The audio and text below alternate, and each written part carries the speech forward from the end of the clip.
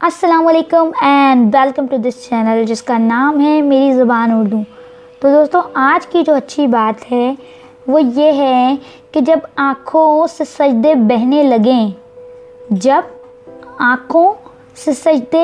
लगें तो कबूलियत के समंदर में ज़रूर हलचल होती है। यकीन माने फ्रेंड्स कि जब हमारे आँखों के सजदे जब बहते हैं ना, हम लोग जब रोते हैं, बहुत ज़्यादा ज़ार रोते हैं और उस खुदा के आगे हम जब सजदे करते हैं तो यकीन माने कि जो हमारा कबूलियत का समंदर है उसमें यकीनन, आज नहीं तो कल यकीनन उसमें हलचल जो है वो लाजमी है कि होती है।